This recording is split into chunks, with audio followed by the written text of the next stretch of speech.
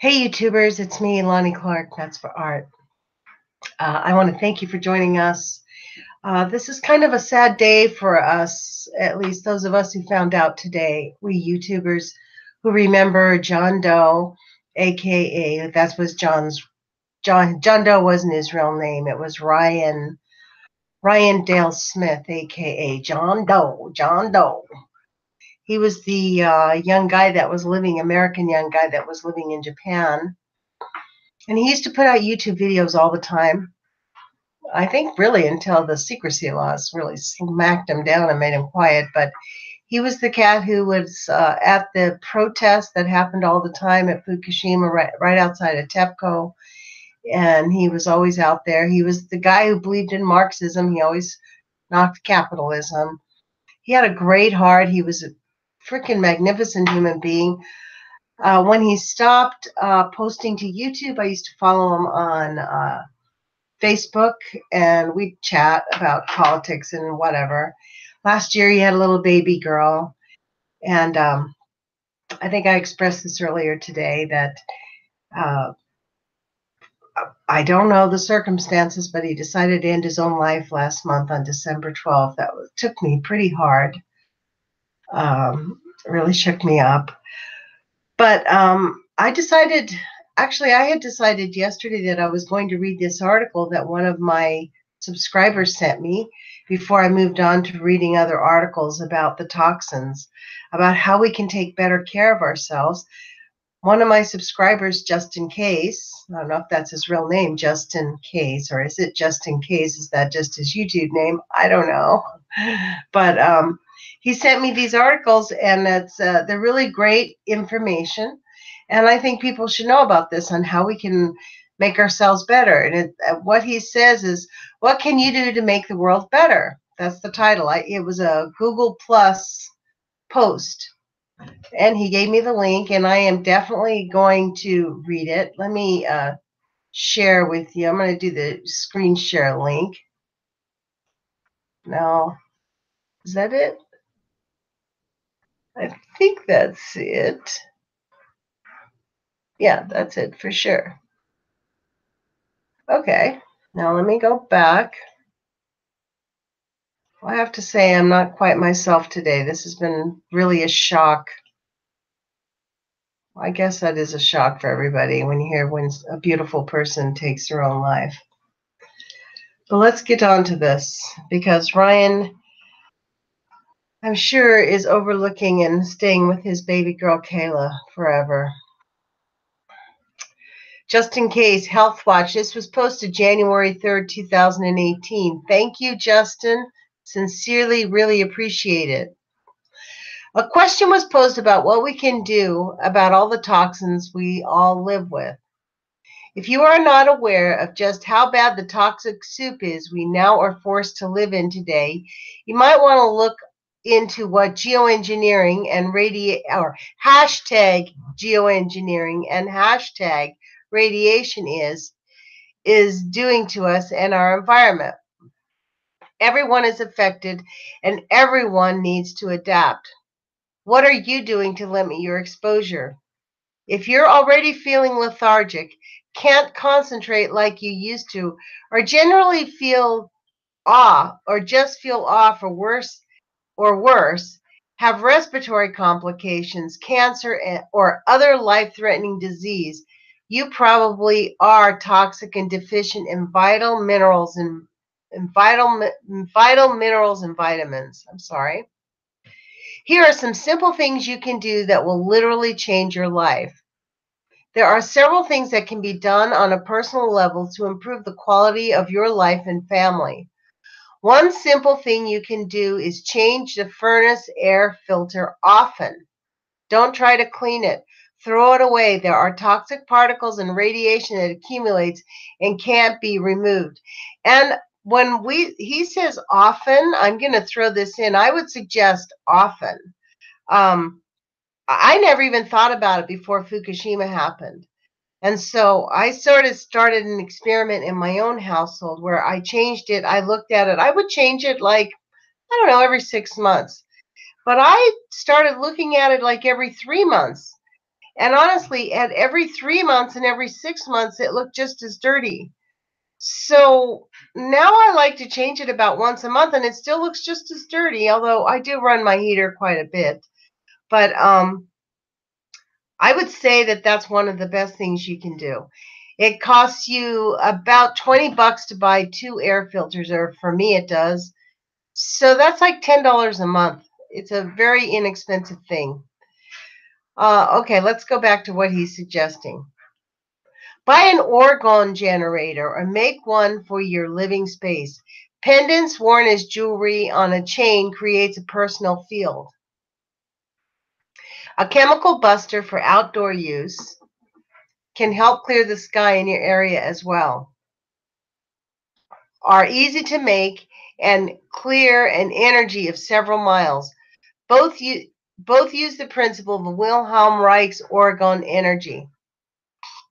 That I have no idea how to make my own. I do know I have some little orgone things around my house that I got several years ago. Himalayan salt rock lamps generate negative ions that help air quality in your living space and should be placed in a central location you spend most of your time.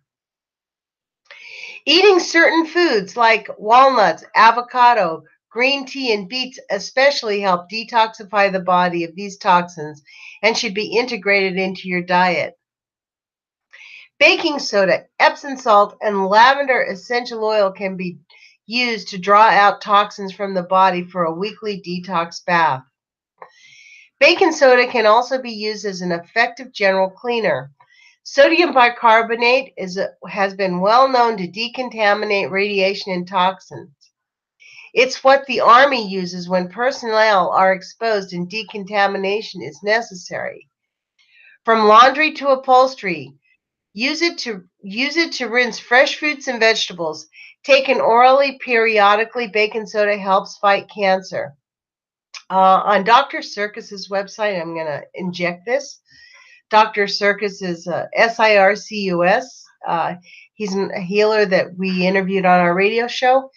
You can go to his website. He suggests taking a half a teaspoon regularly, but never eat baking soda. Never drink any of that on a full stomach because it can be toxic. But you can go to his website and check that out. It's Dr. Circus, SIRCUS.com.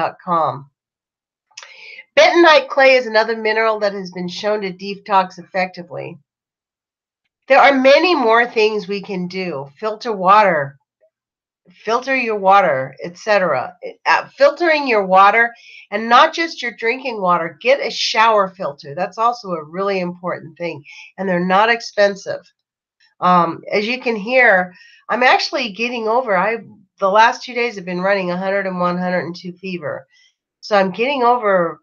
I'm actually going through a detox myself. So these are all things I do implement in my life, and I am going to be much more rigorous about many things in my life from now on. We just learn to spend the time.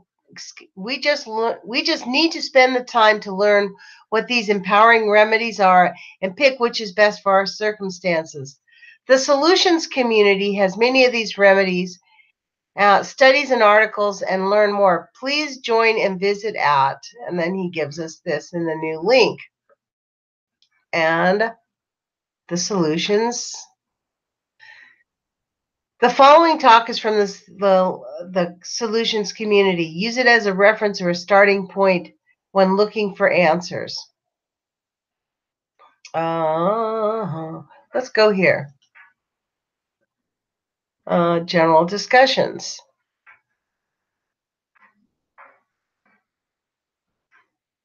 There is an infinite number of solutions when we hashtag work together and pool our resources towards that end. Amen to that, brother. So there is much we can do to help ourselves. This is a great website, and I actually just didn't even realize that they had their own YouTube channel, but I guess they do. So watch this. Fresh and Alive founder Ken Rolla Tells how to protect yourself and your environment from the heavy metals and radioactive nuclides in the atmosphere, encircling the globe from nuclear accidents like Chernobyl, Fukushima, over 2,000 nuclear test bombs. I thought it was 1,000. And more. Ken also discovers how to get into deep sleep states at night, Ormus minerals, scalar energy, mechanics of the mind-body connection, and many other natural health topics. And this is freshandalive.com. And this is the video that he shared with us. And so let's go to freshandalive.com. Let's see what page 1 looks like.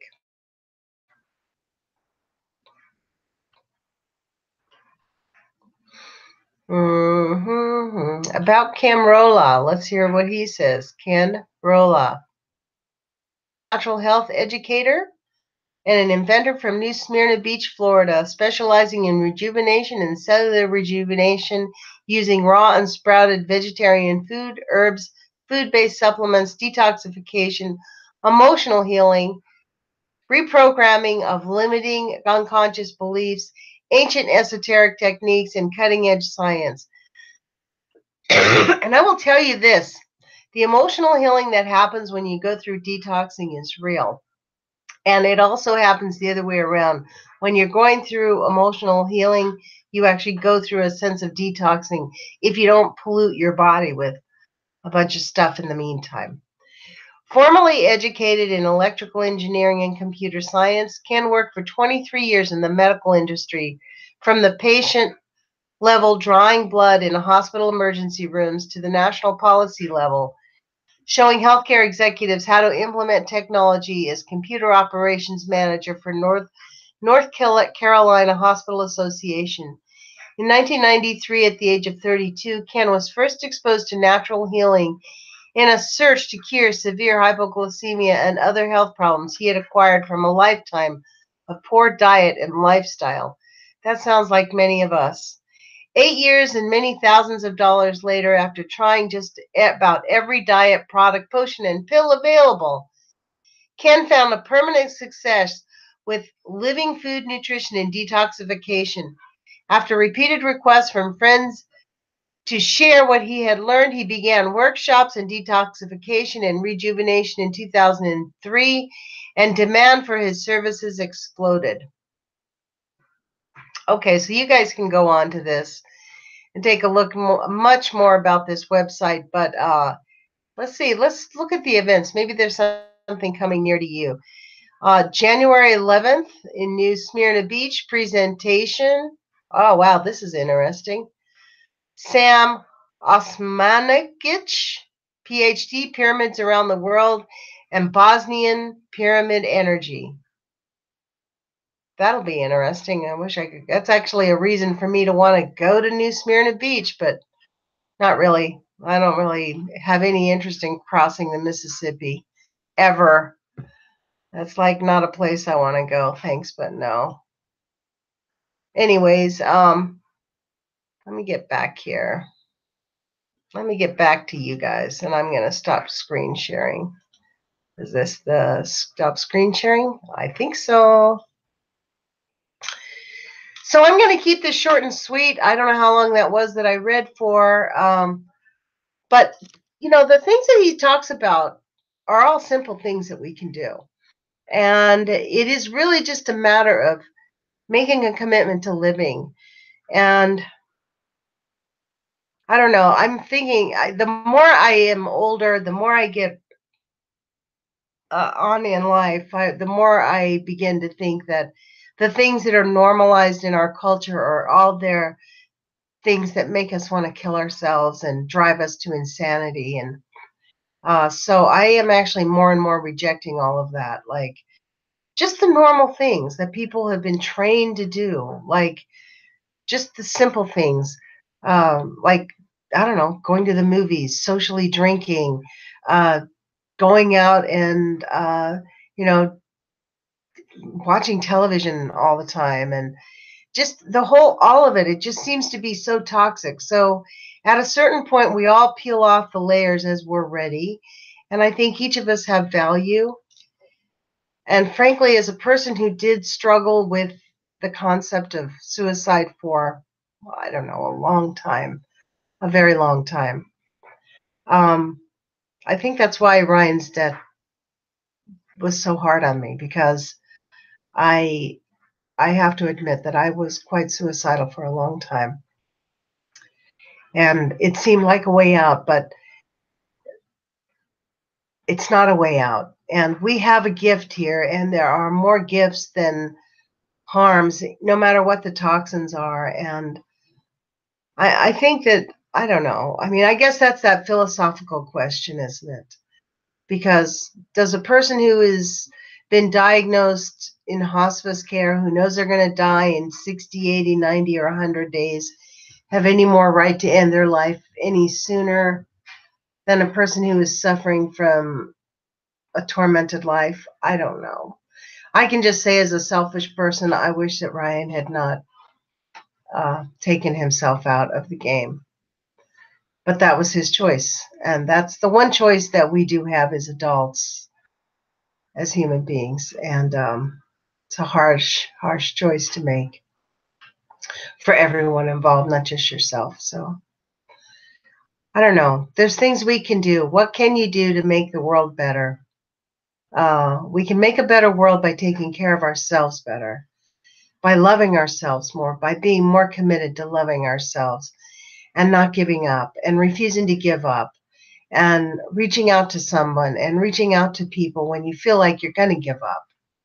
And I think that's the value of this YouTube community, because there are people who we don't even know that matter to us. The people that we barely know. Tom Ackerman and I talk about that. Me and him have never met face to face. We consider each other great friends, but we've never shared physical space together. I don't know Maria. I feel like I know Maria. I haven't even really spoken to his wife, Maria, for more than 10 or 15 minutes, but I feel like I know her. Govey Fawkey. I don't know Govey Fawkey. We've never talked except little comments here and there. Glenn Woodford and I have chatted. I've interviewed him. I mean, this is the odd thing about the internet. It makes us feel like we know each other. And we do know each other, because spirit doesn't know time and space. We transcend that, so we feel each other. And that's why it was hard when Ryan decided he needed to leave. And we didn't even, he left a month ago. It's already been a month almost, December 12th. We're just now finding out in the States here. It's all so unreal. And yet it's very real. This is life. So I'll end here, you guys. I really love you. Thank you for subscribing to me and putting your thumbs up. And please say a prayer for Ryan and his family and his mother. I can't imagine how his mother feels, and his dad. So sad for them. I love you guys. We'll talk to you again soon. Hopefully I'll be back on the air tomorrow night, and I'm going to start on a new project. Talk to you later.